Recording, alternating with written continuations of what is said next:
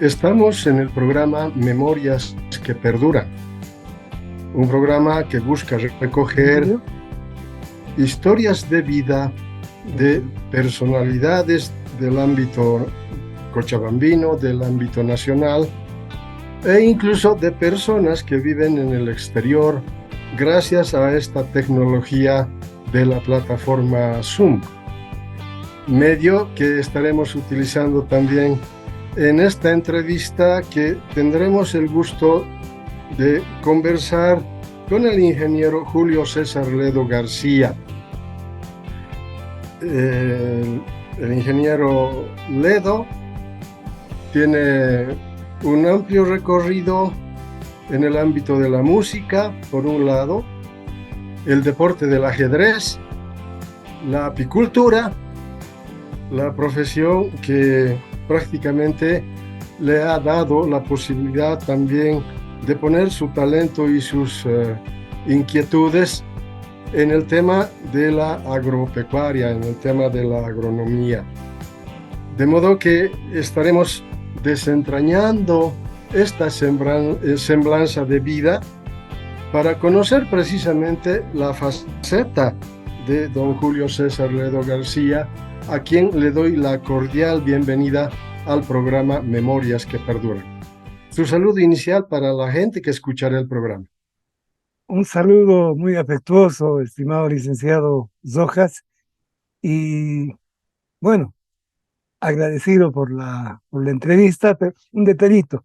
Yo tengo un grado académico de técnico superior, de ahí que por Ajá, ahí tal vez puedan, no, bueno, es un grado académico que tengo en la universidad, de estudié acuerdo. aquí en San Simón.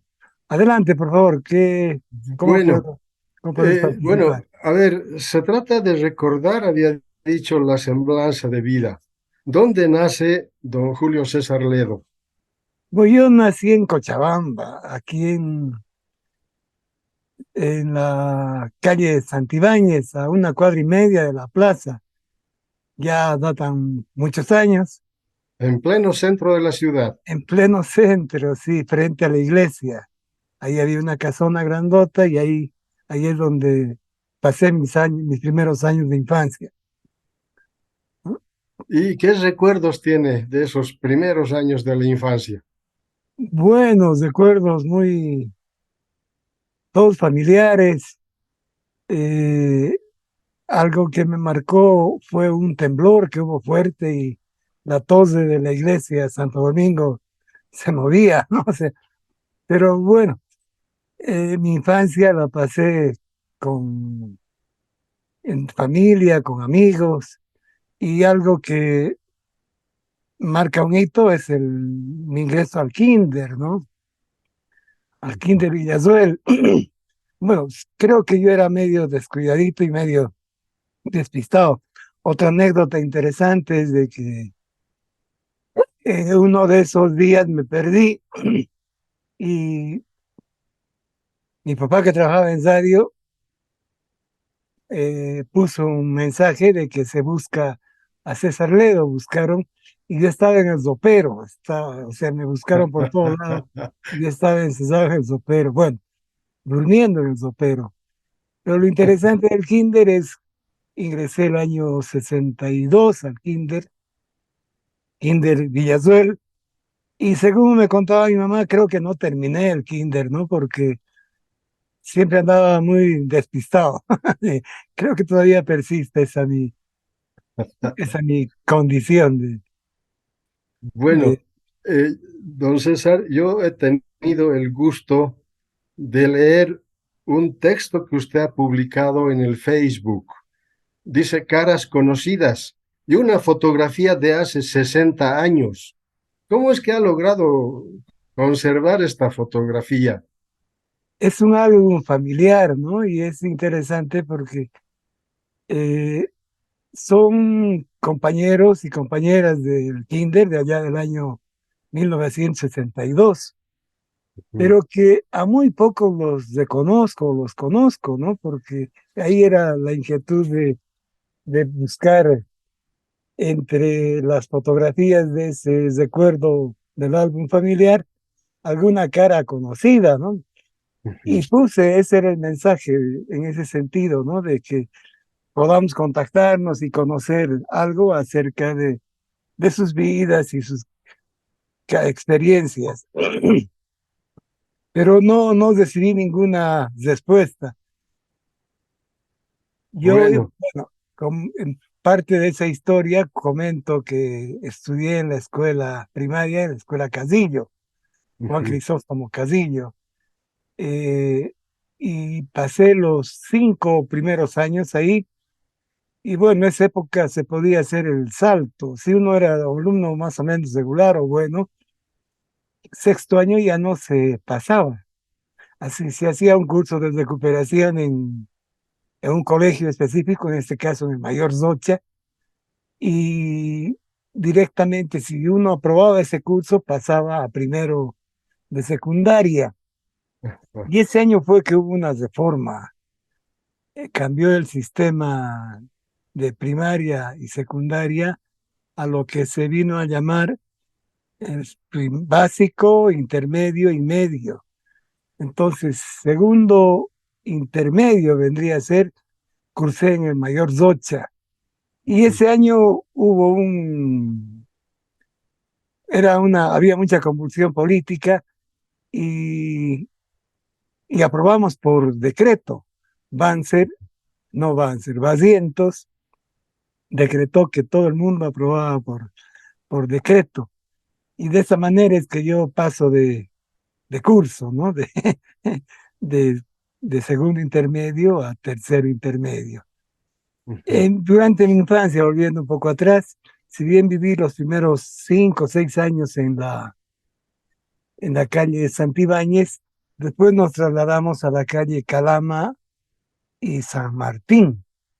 ajá, Ahí había igual una casa en alquiler donde pudimos completar, ahí pude completar toda la primaria. Entonces yo hacía el recorrido de la Calama San Martín hasta la escuela Juan Crisóstomo Casillo, todos los ujú. días, ¿no? Pasando por la plaza, por la iglesia. Fue algo interesante. ¿Qué es lo que recuerdo de la infancia, ¿no? Posteriormente nos trasladamos aquí a Calacala, a la Avenida América, y ahí es donde creo que 1 año o 2 años pasé por todavía yendo hacia la ciudad a pasar las clases. Pero después ya, a partir del 69 probablemente, ya vivía aquí en la Avenida América y nos cambiaron de colegio. Teníamos Ujú. aquí cerca el Colegio Merinol y de esa manera completé mis estudios en el Colegio Merinol. El Colegio Marinol. ¿Qué tal el contexto en el cambio que se ha dado del centro de la ciudad hacia una zona, diríamos, periférica? Bueno, era un colegio del barrio, ¿no? El Colegio Merinol. Eh, Íbamos, casi todos los vecinos estábamos en el mismo colegio. O sea, era una, una romería de vecinos, de amigos, y no hubo gran choque ni mucha, no, no fue un cambio muy brusco, ¿no? Ujú. En el colegio había muchos amigos, yo me pude adaptar perfectamente a ese nuevo grupo de estudiantes. Bueno, en realidad como había saltado yo 1 año, eran todos los compañeros nuevos, ¿no? No eran los que, bueno, no conocía a nadie de la escuela Casillo o del Mayor Zocha que estuviera en el Ujú. Merinol. Así que fue un aprendizaje y la gente muy amigable, todos muy buenos compañeros, ¿no? Del colegio que guardo, gratos recuerdos también. ¿Se podría decir que el colegio en ese tiempo era religioso? Sí, siempre tenía el cariz, el religioso, ¿no? Era manejado por padres de la Orden Merinol, ¿no? Ujú. Y teníamos directores, subdirectores, Merinol. Creo que a partir del año 70 probablemente, entra el profesor Zico como director. Lo, Precisamente en esta reseña que escribió usted, también hace referencia a este grupo folclórico Los Yuyas. ¿Cómo es que surge esa inquietud por la música? bueno, la música siempre estuvo un poco ligada a la familia. Mi Ajá. papá creó ese programa Buscando Estrellas el año 1959 y nos llevaba alguna vez a lo colaborar, bueno, colaborar, pero decimos colaborar, íbamos a su programa, a veces cobrábamos entradas Ujú, y de esa manera también me acerqué un poco a lo que es la música, ¿no? Y mi mami cantaba muy bien, en la casa cantaba muy bien.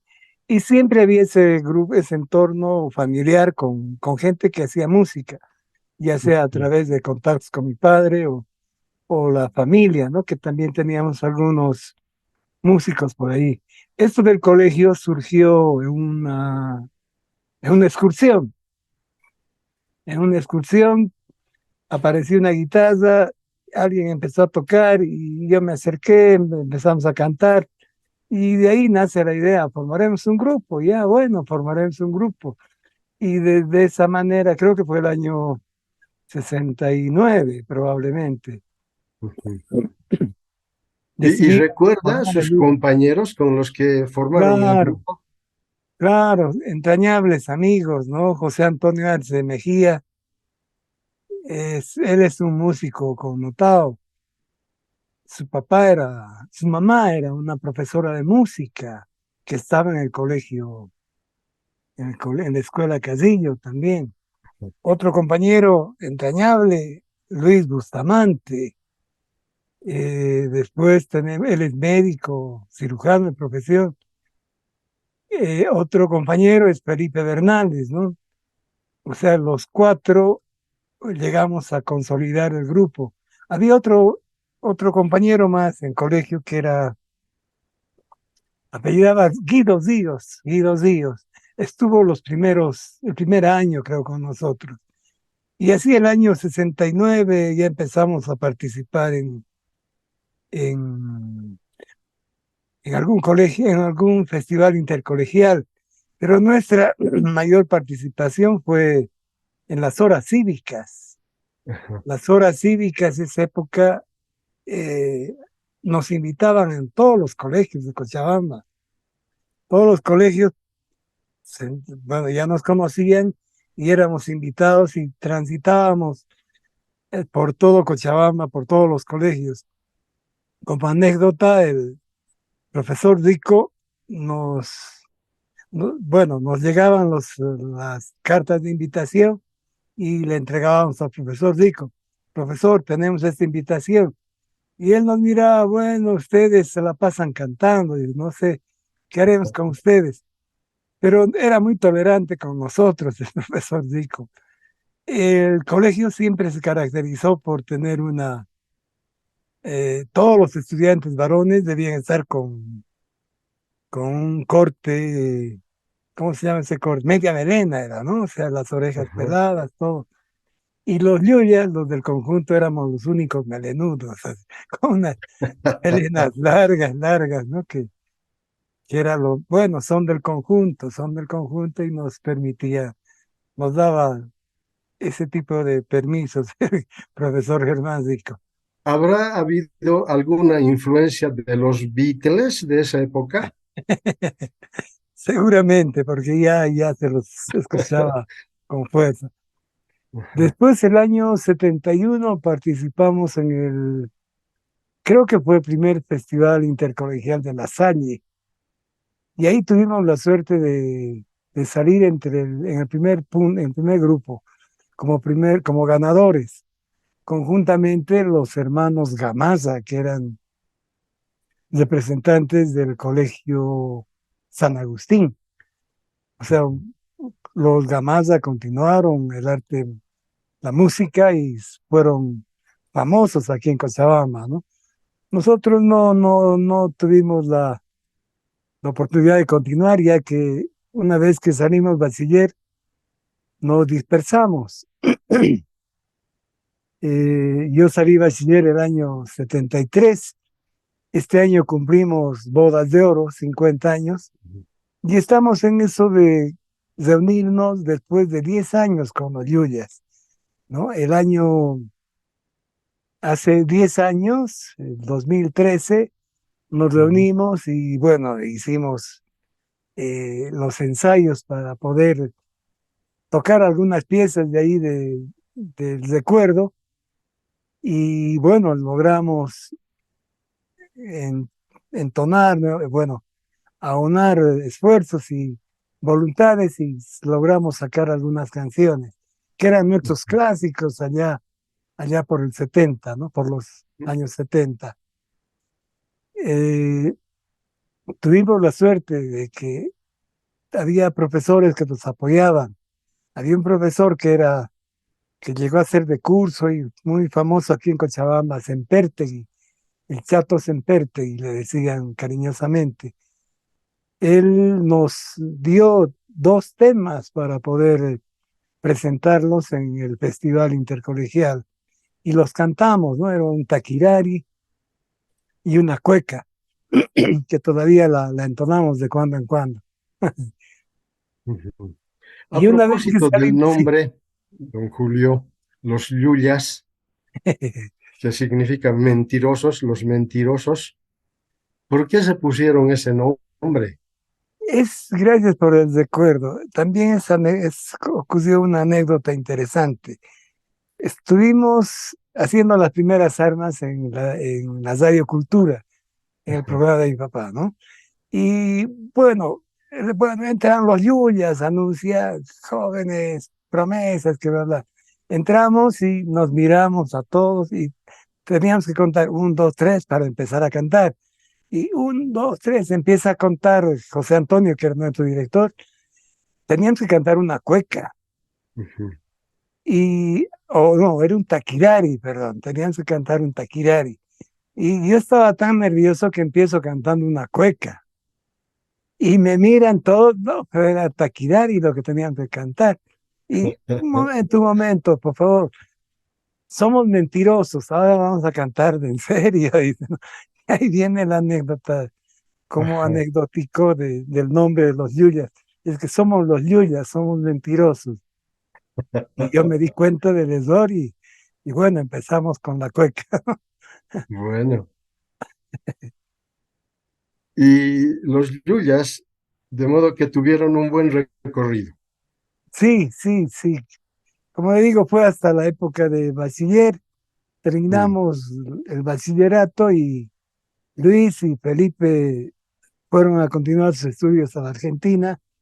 Yo el año 74 me dediqué a jugar ajedrez. Si bien jugaba en el barrio ajedrez, después se me ocurrió la idea de ir a la asociación. Ese ujú, año había un torneo de cuarta categoría, tercera, juvenil, segunda y primera. Tuve la suerte de participar en el torneo juvenil y en todos los torneos que había.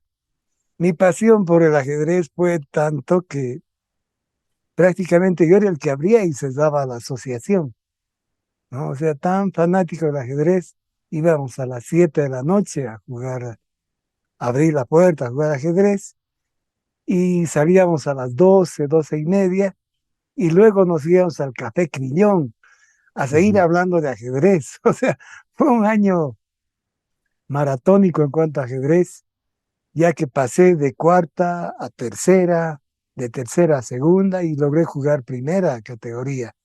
Y en cuanto a juvenil, salí segundo en el torneo juvenil ujú. ese año. O sea, todo ese año me dediqué a jugar ajedrez, ¿no? Después ya el próximo año ya, bueno, había que entrar a la universidad. Empecé, estaba con esa duda de qué estudiar y empecé con arquitectura en San Simón. Hacía buenos trazos, era buen dibujante. Y es ahí que yo también tuve tuve el apoyo de mis papás para poder viajar a la Argentina y me fui a la Argentina a querer continuar arquitectura. Estuve un semestre acá en Cochabamba, el año ujú, probablemente 75, ¿no? Un semestre del 75. Y a principios del 76, a mediados, bueno, en marzo del 76 me fui a Córdoba. Ahí tenía a todos los amigos, ¿no? Estaba Felipe, estaba Luis y bueno, vivíamos en una casa con cerca de 9 calacaleños, todos egresados del Merinol, casi todos. Pero ahí también ocurrió algo, una anécdota y cosas que pasan en la vida. Llegué una semana después del propedéutico, ahí en la Católica. Dije, bueno, llegué, quiero estudiar la Católica, ya bueno, pero ya empezó el propedéutico. eh, pero yo he hecho arquitectura en Cochabamba, le digo, sé dibujar, todo. A ver, haga un trazo, me hicieron hacer una perspectiva. La hice muy bien, pero me dijeron que no, que ya había pasado el curso ujú, preparatorio y que no podía ingresar a arquitectura. Así que ese año tuve que hacer algunos otros estudios, dibujo técnico, decoración de interiores, y bueno, y seguía mi pasión por el ajedrez, ¿no? Algo que nunca dejé, ya que íbamos a almorzar a mediodía a un comedor que había en el centro de Córdoba del Coseo. ujú, Y después de almorzar, ahí había el club de ajedrez. Y siempre había gente, bueno, yo empezaba a mirar, después empecé a jugar y ya me hice conocer como el bolita que jugaba ajedrez. Y bueno, ahí empecé a conocer a mucha más gente. El siguiente año, el 76, pude ingresar a la carrera de arquitectura y bueno, ahí cursé un año. Fin de año nos venimos aquí a Cochabamba a hacer el proyecto de grado. También me pasó otra anécdota muy particular e interesante. Todo el fin de año haciendo mi proyecto de fin de grado para el primer curso de arquitectura en la Católica. Y bueno, me voy en el Yoit, llego a Córdoba y no había mi maleta. Se perdió mi maleta, se perdió como 6 meses. wow, Y todo mi trabajo, el trabajo de grado, tuve que hacerlo en muy poco tiempo. Bueno, afortunadamente pude hacer, pero me costó mucho, ¿no? Fue algo anecdótico. A los 6 meses apareció mi maleta con, bueno, con todo abierta, todo hecho tiras, pero fue algo anecdótico también que me ujú, ocurrió allá en Córdoba, ¿no? Y bueno, después vino algo también que es interesante, llegué justo unos días antes del golpe de Videla. El golpe de Videla creo que fue el 21 de marzo, y yo llegué el 17, 18 de marzo allá a la Argentina. ujú, Bueno, y después vino la mano dura, ¿no? De la dictadura de Videla y todos sus compadres. Eh, y bueno, ahí vivimos varios años en esa situación. Yo estuve en la Argentina hasta el año 78. Si bien ya se complicó la vida para los extranjeros porque nos cambiaron las reglas. La época que fui, el cambio de vida era muy favorable, o sea, el cambio de la moneda era muy ujú, favorable para nosotros los bolivianos. De ahí que uno podía estar en la Católica y podía pagar el alquiler y comer. Eh, pero luego vino con el golpe de Videla, el dólar paralelo ese bajó a niveles extremos y ya era mucho más difícil poder vivir en Argentina. Y yo la verdad que, si bien agradezco mucho a mis padres, siempre los agradezco, hicieron muchos esfuerzos por tratar de mantenerme allá en Argentina, ujú, pero me di cuenta que era ya sacrificar mucho a mi familia y tuve que venirme. Bueno, ahí dejé de estudiar y también seguía con la onda bohemia. La idea era irme a Europa a hacer música, ¿no? ujú, La idea era ir a Europa a hacer música, tocaba muy bien los vientos, quena fundamentalmente. Y me vine con esa idea, ¿no? De trabajar, conseguir fondos para poder viajar a Europa. Pero después, bueno, cambiaron las cosas. eh, Me vino la locura de que había que colonizar, había que buscar tierras para hacer, para colonizar, ¿no? O sea, mi ujú, intención fue ese entonces, voy a estudiar forestal, dije, y quise ingresar a la escuela forestal, pero ya había empezado el curso regular, así que ya no pude entrar a la forestal. Entonces, ¿qué hago? ¿Qué hago? Me voy a agronomía, dije, y agronomía estaba la facultad y estaba la escuela, la ETSA. Y bueno, yo necesito salir pronto, dije, me quedé en la escuela. Y efectivamente hice un estudio muy rápido, salí en 5 semestres. Bueno, ahí también la vida universitaria es otro capítulo interesante. Estábamos en esta la etapa de la reconquista de la autonomía universitaria. Participamos en una huelga de hambre para recuperar la autonomía y, y en esa época las inquietudes de trabajar por la unidad académica, participando activamente en la vida universitaria, ¿no? Como centro de ujú, estudiantes. Y de ahí es que empezamos a hacer una revista, bueno, tenía un formato de revista, empezamos a sacar varios números y trabajar ahí. La idea era de que había que dar el ejemplo trabajando, ¿no? Para ujú, poder acceder a los cargos dirigenciales. Y yo era buen alumno, o sea, participaba en las actividades artísticas, musicales y académicas en la universidad. Ahí también hay una anécdota interesante. En una de las elecciones, yo estaba con el frente, no, éramos del frente Primera Línea del ujú, Partido Socialista, Marcelo Quiroga Santa Cruz, en esa época. Y al frente teníamos otro grupo que era el grupo del MIR. Ya un grupo, el MIR ya estaba bien encaramado en lo que era la universidad, la estructura universitaria. ujú, Y en la primera ronda ganamos nosotros la elección. O sea, yo tenía que ser ejecutivo de la ETSA.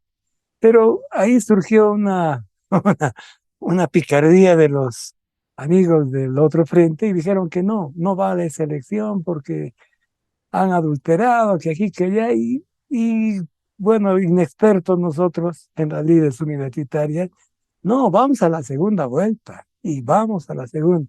Y en la segunda vuelta nos ganaron por muy pocos votos, pero nos ganaron. Bueno, y ahí quedó mis intenciones de ser ejecutivo de la, de la Escuela Técnica Superior de Agronomía. ¿Y qué tal fue esa experiencia de participar en la vida política universitaria? Interesante, ¿no? Porque eh, había que dar el ejemplo trabajando y esa era nuestra mística con el grupo, un grupo muy interesante de compañeros universitarios, ¿no? De esa época, que eran muy estudiosos y trabajadores.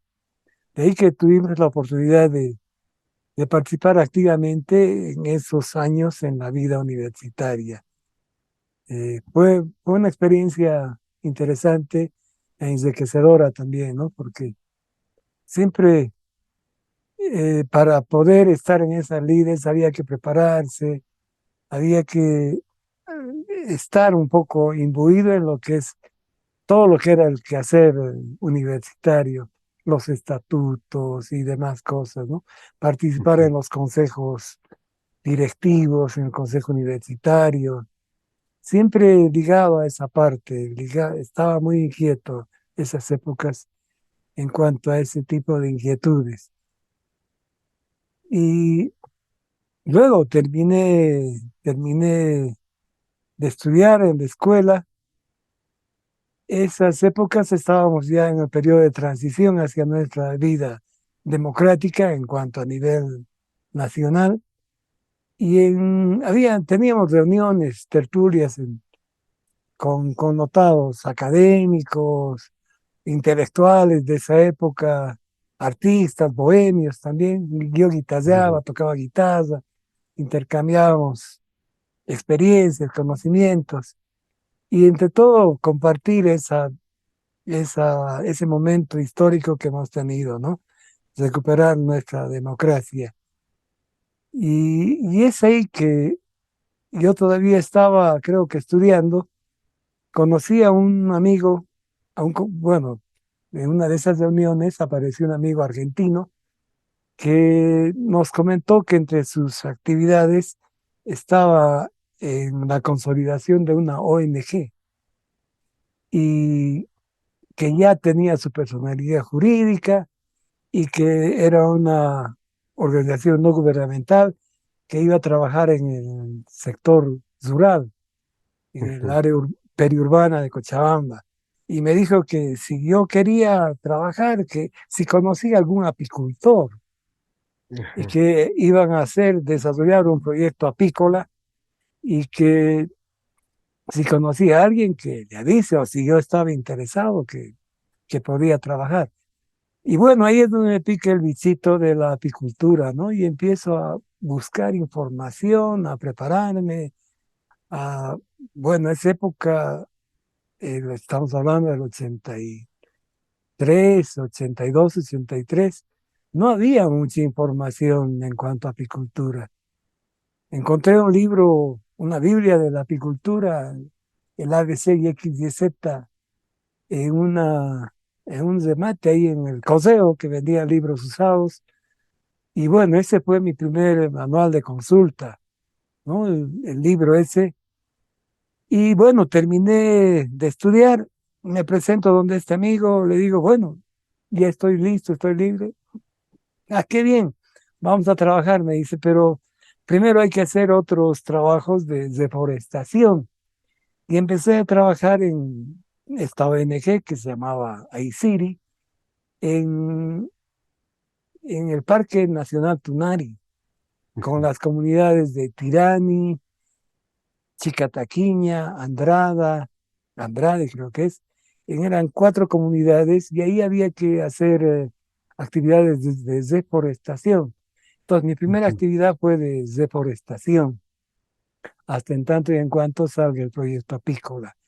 Y ahí también es anecdótico, no había ningún vehículo que llegue hasta inmediaciones del Parque Tunari. Yo vivía Ujú. en la Avenida América y todos los días subía a pie, casi al trote, hasta, hasta el Parque Tunari. La antigua cervecería Colón, que se llamaba, ¿no? Una casona que todavía persiste, hay una casona blanca antigua. Todos los días subía más o menos en unos 45 minutos desde la Avenida América hasta inmediaciones del Parque Tunari. Y ahí Ujú. empecé a desarrollar la parte forestal. eh, Hicimos un vivero forestal, después fue un vivero múltiple. Empecé con algo de agricultura familiar, horticultura, y luego vino el proyecto apícola. Y bueno, había que hacer como director de orquesta, estar en la parte del vivero, trabajar con las abejas. Y ahí es donde le sugiero a mi director, le digo, no, ya no puedo solo, necesitamos más gente. Y de esa manera se convoca más gente, más profesionales agrónomos para Ujú. poder trabajar en esa ONG, ¿no? Y yo ya empecé a dedicar más a las abejas. Y es ahí de que empecé a hacer apicultura migratoria, empezamos a hacer apicultura migratoria. Llegó el lote de abejas a fines de la temporada y como eran núcleos, había que darle la oportunidad que desarrollen las colonias de abejas. Y ahí es donde tomé la decisión de llevar las abejas hacia la zona de Paracti. Era una zona frecuente de migración. Generalmente los apicultores comerciales acá en Cochabamba llevaban sus abejas a esa zona. Es interesante que a 70 kilómetros de acá de Cochabamba, eh, el invierno es muy, si bien hace frío, pero no llueve. Esa Ujú, zona es conocida porque es una de las zonas más lluviosas de Cochabamba, pero durante el invierno no llueve y las abejas se desarrollan una maravilla. Es que es ahí donde empezamos a hacer apicultura migratoria y, y empiezo a darme a conocer como apicultor. ujú, Y es ahí donde un estudiante, un ejecutivo del centro de estudiantes, al enterarse de que ya era apicultor, manejaba las colmenas, las llevábamos aquí al subtrópico, hacen una demanda para que pueda yo dictar apicultura en la Escuela Técnica Superior de Agronomía. Si bien existía esa pasantía, pero era más teórica. Si ujú. bien nuestro primer docente fue el ingeniero, mm, se me fue su nombre ahorita, Orlando Guzmán, pero era una manera, no era una actividad no era muy profundo el aprendizaje. Entonces me invitan y es ahí cuando empiezo a trabajar con abejas y con estudiantes, ¿no? Fue durante la gestión del licenciado Trigo, don Trigo, ¿no? Que él es el que nos invita a la escuela. Y también hay una anécdota interesante. Él llegó, creo que hizo sus estudios en México, vivió mucho tiempo en México, tal vez el tiempo de exiliado. Y, y no, me presentan, ahí está Julio Ledo, que es el apicultor. Así, apicultor. En México comemos miel con todo, dice, ¿y tiene miel? Sí, hay miel, le dije, fuimos al apiario, sacamos unos marcos con miel y le convidamos al doctor Trigo, ¿no? Y realmente la miel combina con todo, ¿no? Con picante, con dulces, con agrios, amargos. Y esa tarde se consumió un plato adosado, adosado con miel. Bueno, y ahí empezó mi vida en la universidad, ¿no? Ya como docente universitario. Actividad, la U, yo le debo mucho a la universidad porque me permitió formarme y de paso coadyuvar en lo que ha sido el desarrollo o lo que es el desarrollo de la apicultura en Cochabamba. Como les digo, en esa época no había mucha información, mucha bibliografía, y había que elaborar el material. Es ahí que esa es mi inquietud por tener algo de material para poder, material de enseñanza, para poder transmitir, compartir experiencias con los estudiantes. Me acerco por la carrera de biología, ¿no? Y ahí digo, yo soy docente de la escuela, que no tenemos material apícola, ¿qué podemos hacer? Que si pudiéramos estudiar. Y ahí conocí también excelentes colegas, ¿no? Ahí estaba como director Saunero, Ricardo Saunero, un magíster que él era el encargado de los laboratorios, y me dijo, eh, aquí hay microscopios, hay todo, ven cuando quieras, ¿no? Y de esa manera es que empecé a transitar por biología. Y en el piso de abajo estaba la doctora Íñiguez, el doctor Barea con microbiología. Entonces también me acerqué a microbiología para ver la parte de enfermedades en las abejas. Y ahí también ocurrió algo interesante, ¿no? Con, con una licenciada que trabajaba como técnico en ese laboratorio. eh, hallamos tuve un hallazgo interesante esa época, el año 87 creo que fue, una colmena que enjambró y quedaron unos panales con unas características muy, muy preocupantes de una enfermedad que para esa época era ningún país en Sudamérica, ni Brasil, ni en Argentina, Mm, decían tenerla, la famosa loquia americana. En toda la bibliografía de esa época dice que se refiere a que en la Argentina no hay, en Brasil no hay, y aquí mm, en Cochabamba la encontramos, o sea, era toda la sintomatología. La licenciada Zapata era la técnica en laboratorio de microbiología y ella hizo el laboratorio, el cultivo, y se determinó que fue el primer hallazgo de loque americana aquí bueno, podría haber sido de Sudamérica, pero fue en ujú, Cochabamba, ¿no? Que encontramos. ¿Y qué hacemos? Dice la licenciada, una colega entrañable. Eh, publicamos, ahí la duda, ¿no? No es un hallazgo, fue un hallazgo casual, no sé. Ya, y quedó ahí como un hallazgo de laboratorio. ujú, Pero justo en esa época llega un microbiólogo alemán que da un curso en biología y le presenta, la licenciada Zapata le presenta la muestra. Y él llevó a Alemania y de Alemania confirmaron de que efectivamente era loque americana. Y ahí es donde se nos ocurre con la licenciada, bueno, está confirmado el loque americana, haremos algún artículo, pero lamentablemente la muestra que la tenía en laboratorio se perdió. mm, Ella salió de biología, se fue a medicina y la muestra se perdió. Entonces ya no pudimos replicar el hallazgo ese en laboratorio. Y bueno, desde ahí que me picaba el bichito de que voy a volver a encontrar, vamos a volver a encontrar. Y empezaba a revisar colmenas, tratando de encontrar esos síntomas.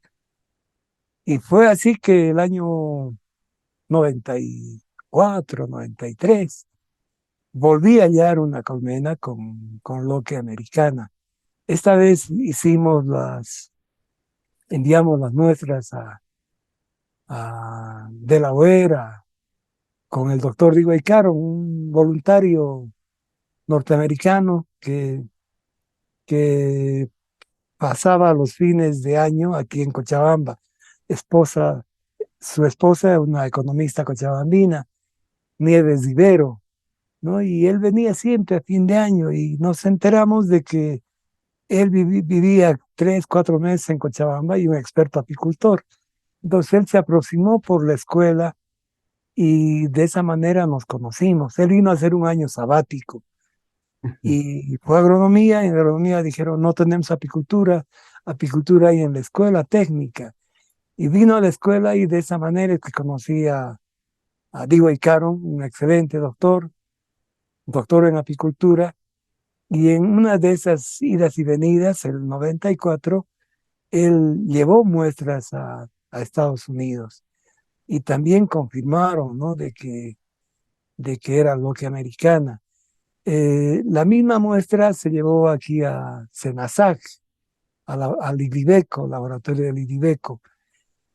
Efectivamente, también salió el informe de que era presumiblemente loque americana, ujú, pero como ellos no habían hecho el relevamiento de las muestras, dijeron que era un hallazgo casual y no se hizo ninguna publicación. Bueno, yo hice una memoria, un documento, una presentación de la presencia de loque americana en Cochabamba, Bolivia, y algunas medidas para su contingencia, ¿no? Posteriormente, creo que fue el año 94, Senasac encuentra otro foco a 200 kilómetros de acá, ujú, en la zona de Independencia. Y de esa manera es que se declara la presencia de loque americana en Cochabamba y en Bolivia, ¿no? ujú, Otro hallazgo interesante también que tuve esas épocas, cuando iniciábamos la actividad apícola, el 86, 87, fue la presencia de Basoa Jacobsoni, un, un ácaro que tampoco estaba presente en nuestro medio. En nuestro medio lo conocíamos los apicultores al piojo de la abeja, al falso piojo, Braula Ujú, coeca, ¿no? Que ese es un comensal en la colonia. O sea, es un poco molestoso porque está compitiendo por la comida de las ujú, nodrizas y a veces se posiciona sobre la reina y la reina anda inquieta por estos parásitos. Esa época tenía un amigo forestal, llegó del Brasil y trajo una revista de apicultura. Y me dijo, ¿tú estás haciendo apicultura? Me regaló la revista y ahí empecé a ver que había este ácaro. No, no lo conocía yo en nuestro medio. Y de ujú, casualidad que como iba al laboratorio de biología, empezamos a ver y no, pues mira, este bicho, le digo a Ricardo, está igual que la foto, una foto de la revista. Sí, es el mismo, dice, bueno, y de ahí que ese hallazgo también fue algo interesante acá en nuestro medio, ¿no? No se dio ujú. mucha difusión porque después ya con la llegada de la difusión de las abejas africanizadas, su diseminación fue muy rápida en nuestro medio, ¿no? La Basoa Jacobsoni. ¿Cuántos años estuvo trabajando en la escuela técnica, en la escuela He técnica trabajado superior? 31 años en la universidad. 31 años. Sí, desde el año 86, octubre del 86, hasta 31 de enero del 2018, Ujú, siempre con abejas, ¿no? Bueno, mi actividad era apicultura fuerte. ujú, Tuve la suerte de trabajar con abejas, con diferentes proyectos aquí en Cochabamba. Había uno, la época de la deslocalización con el episcopado. Trabajé con un grupo de mineros delocalizados. Eh, Después tuve la suerte de ir a Tirani, ahí a trabajar con esa ONG, también con apicultura. Luego terminaron esos proyectos, tuve la suerte de ir a Misque. En ujú, Misque, cuando estaba en pleno auge, había una ONG muy grande, Sede Agro, de doña Marta García. Esa época, pues, fue cuando también, como yo ya tenía alguna experiencia en apicultura, me contacta una vecina, Elba Medinaceli, una ujú. doctora, colega también en la universidad, y Julio, tú eres apicultor, me dice, tengo un amigo, Alfonso Camacho, que tiene una ONG y necesita un apicultor, tiene un proyecto apícola en Misque. ¿Por qué no lo visitas, no lo entrevistas? Bueno, fui a buscarlo a don Alfonso ahí a la carrera de Derecho y me dice, sí, tenemos un proyecto de apicultura en Misque que queremos que arranque, pero nos está costando, por favor, si puedes darnos una mano. Claro, le digo, encantado. Y de esa manera es que llego a Misque. Ha debido ser probablemente el año 90, 91. Y viajábamos a Misque los fines de semana. Yo ya trabajaba en la U, trabajaba viernes a las 2 de la tarde, nos recogían, nos daba un jeep, Agro, íbamos a Misque, estábamos sábado y domingo, después del almuerzo nos veníamos aquí a Cochabamba. Esa Ujú, época también empezaron con ya consolidando las plantaciones forestales de todo el camino hacia Misque. Y ahí en Misque tuve la suerte de coadyuvar para la formación de la Asociación de Apicultores de Misque, la APAN. ujú, Formé parte de su primer directorio y se sentaron las bases para hacer los primeros estatutos en Misque. Después tuve la suerte de participar, bueno, ocasionalmente hacia el trópico, en en algunas ocasiones hasta Chimoré para incentivar lo que es el desarrollo de la apicultura.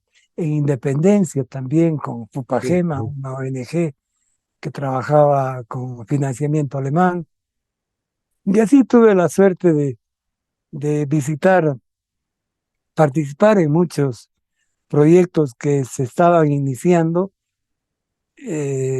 ya que la apicultura era todavía una actividad nueva en nuestro medio, ¿no? A ujú, partir de esos años yo creo que se fue consolidando y la apicultura en la actualidad ocupa un rol muy importante dentro de la economía familiar campesina, ¿no? En nuestro medio. Pero siempre había algo de tradición de apicultura. También gracias a la apicultura tuve la suerte de viajar a algunos países. Esa época tuve la suerte de participar activamente en la Asociación de Apicultores de Cochabamba, ADAC. Ahí ujú, conocí a meritorios apicultores de acá de Cochabamba, don Pepe Blanco, José Blanco, un ex militar retirado que tenía una empresa apícola Riviera, don Oscar Ariste, famoso apicultor y comercializador de miel, dueño de Apisol, y así había un montón, bueno, varias personalidades de esa época que se dedicaban a la apicultura. Claro, muchos de ellos, bueno, don Pepe Blanco, Ariste, señor Ariste, muy, muy buenas personas, ¿no? Siempre compartían sus conocimientos, pero había otra gente que no, ¿no? La apicultura era un secreto, o sea, habían ujú, secretos en apicultura. Los apicultores eran unos artistas que manejaban sus secretos, ¿no? Y es que ahí que yo desde la universidad abrí todo lo que era el conocimiento, todo lo que poco que sabía y lo que fui aprendiendo, lo compartí en ujú, cursos, seminarios, talleres. Tuvimos la suerte de participar con los compañeros de las Américas. Se hizo un proyecto, un convenio con los compañeros de las Américas y nuestros socios eran los de Carolina del Norte y venían expertos de Norteamérica, aquí a Cochabamba, hacíamos cursos. De ahí que la universidad fue una plataforma muy interesante para poder, poder abrirse hacia lo que era la apicultura a nivel departamental. Ahí ya contábamos con un apiario, teníamos los ambientes y ahí eran las clases de, bueno, los cursos que se daban haciendo el desarrollo de la apicultura aquí en Cochabamba. Estuvimos casi toda la década del 90 con este apoyo de Carolina del Norte. Venían expertos, apicultores, inspectores apícolas, gente de las universidades de allá de Norteamérica, y también se sumó a ese grupo el doctor Dewey Caron, ¿no? Que también con cual tuvimos la suerte de hacer un trabajo de investigación y me permitió participar en un congreso de apicultores del este de los Estados Unidos, ¿no? ujú, Fui a hacer una ponencia precisamente de control de la varroa con unos agentes, con cordones embebidos en vaselina, ¿no? O sea, ujú, un trabajo novedoso que lo hicimos y tuve la suerte de presentar allá en un congreso de apicultores del este de los Estados Unidos. También tuve la suerte de participar en un congreso en Guyana, Guyana inglesa, también ujú, presentando ahí sí el proyecto de Compañeros de las Américas aquí en Cochabamba, ¿no? O sea, las abejas, el ajedrez y la música me han permitido hacer de muchos amigos y tener muchas relaciones, ¿no? ujú. Siempre con las tres Ya pasiones. jubilado de la actividad académica, ¿qué ha pasado con el ajedrez, con la música y la apicultura? La música todavía sigo cultivándola, aunque como decía en esa memoria, en el baño, ¿no? O sea, bueno, Ujú. siempre que había guitarreadas, o todavía cantamos y que nací, eso sí, ya no, ya no he podido seguir tocando quena, pero tengo el compromiso de que para este año debo retomar y recuperar la técnica, ¿no? De, de manejar el aire para soplar este magnífico instrumento que es la quena. En cuanto al ajedrez, sigo jugando ajedrez, pero ahora ya por internet. Ujú, eh, a veces íbamos a un café aquí en Cochabamba a jugar en la noche. Antes de la pandemia, a la asociación, ¿no? Todavía siempre me daba mis escapaditas a la ujú, asociación. Y la parte académica, bueno, dejé la parte de apicultura, la parte de enseñanza.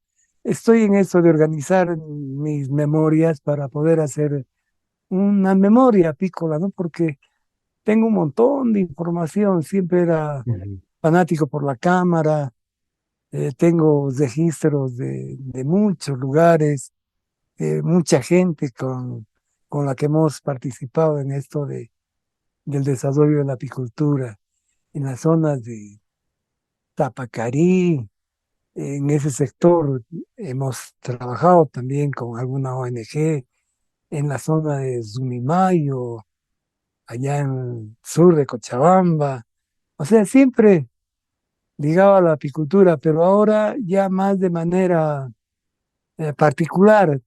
Todavía hago apicultura trashumante, migratoria. Tengo abejas acá en la zona de cerca a Coralipampa, ujú, una comunidad que se llama Chulumani. Ahí tengo unas cuantas colmenas, otro pequeño grupo de colmenas las tengo acá en Carcaje y otras cuantas colmenas aquí en Malcosancho, en el Valle Bajo. ujú. Siempre ando con esto de la apicultura, produzco miel para consumo familiar y bueno, los excedentes para comercializar.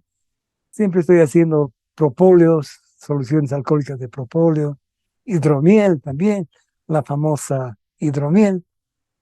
Es una bebida alcohólica, hidromiel, ¿no? Que se hace con agua y miel. Tengo todavía mis partidas de hidromiel y siempre haciendo algunas de esas innovaciones, Ujú. siempre ligado a lo que es el quehacer de la apicultura, todavía, mientras me den las bolsitas. Bueno, ya para concluir la entrevista, don Julio César Ruedo, ¿qué retos, qué desafíos aún quedan de aquí para adelante? Es ese de terminar estas memorias de apicultura, ¿no? Ajá. Quiero hacer un texto básico y contar las experiencias que hemos tenido y que todavía las vamos socializando, las vamos compartiendo. Sigo en contacto con muchos apicultores. Ese sería un desafío, ¿no? Pendiente que tengo. Soy un poquito flojo para escribir, pero una vez que sale, que agarro el hilo, me va fluyendo nomás. Ujú. Y hay un montón de información. Tengo fotografías, videos. De ahí que tengo que organizarme un poco para poder montar estas memorias que podrían ser de apicultura en base a una experiencia local, ¿no? Y contar un poco lo que ha sido el desarrollo de la apicultura en nuestro medio, ¿no? Que en la actualidad es una actividad, como le comentaba, muy importante para las familias rurales y que genera, bueno, tiene mucho que ver con el cuidado del medio ambiente, ¿no? La preservación del medio ambiente y, y que genera recursos que están ahí en la naturaleza. La miel, el polen, los propóleos son productos que la naturaleza nos da y nuestra geografía, nuestra topografía que es tan rica, tan variada, tenemos diferentes pisos ecológicos que permiten hacer apicultura todo el año, ¿no? El año redondo en Cochabamba. Bueno, La miel es agradecerle por haber excelente. aceptado esta entrevista en el programa Memorias que Perduran. Su despedida del público que verá el programa. Bueno, muchas gracias, Constantino, y agradecer también a los televidentes por la paciencia y un fraterno saludo, un abrazo muy fuerte a todas aquellas personas que, que hemos conocido en nuestra vida profesional y que con las cuales todavía hacemos algún intercambio. Muchas gracias y agradecido por la entrevista. Hasta otra Bueno, oportunidad. muchas gracias. A Hemos usted, amigo. logrado esta entrevista con don Julio César Ledo García, quien en primera instancia nos ha aclarado que él ha estudiado en la Escuela Superior Técnica Forestal en la Universidad Mayor de San Simón. Había yo empezado señalando que él era ingeniero, pero vale la pena esta aclaración. De todas maneras, esos estudios los ha realizado en la Universidad Mayor de San Simón, donde ha tenido la posibilidad también de incursionar en la actividad política y ahí también insertarse en las estructuras políticas que inevitablemente están al interior de la universidad. Pero bueno, señalar que él empezó estudiando en un jardín de infantes que nos ha señalado Villarruel. Pasó por la escuela primaria Juan Crisóstomo Carrillo, luego el Colegio Mayor Rocha, de ahí un salto al Colegio Merinol, de haber estado en la calle Santibáñez, la calle Calama, después radicar en la avenida América y de ahí insertarse al Colegio Merinol, de donde salió bachiller. Pero en la etapa de la actividad académica, en la etapa de formación en la secundaria, nos ha comentado que surgió un grupo folclórico, los Yuyas, los mentirosos, y nos ha aclarado también de dónde surge este denominativo. Pero interesante saber su pasión por la apicultura. Por un lado, la docencia, pero por el otro lado también la implementación de una serie de proyectos apícolas en diversos lugares de la región de Cochabamba que le han dado, diríamos, la especialidad en esta temática tan importante y tan necesaria también en nuestra sociedad. Agradecerle por haber aceptado la entrevista a don Julio César Ledo García, una semblanza de vida que vale la pena preservarla en el tiempo. Amigos, hasta pronto. Ha sido un gusto estar con ustedes.